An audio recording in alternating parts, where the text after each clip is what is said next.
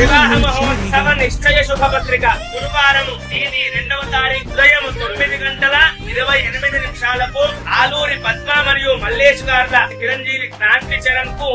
వీరప్ప గారి లత మరియు మహేందర్ గార్ల ఏకైక పుత్రిక అయినటువంటి చిరంజీవి లక్ష్మీ సౌభాగ్యవతి శ్రీలిఖితని ఇచ్చి సుముహూర్తం నిర్ణయించడమైనది.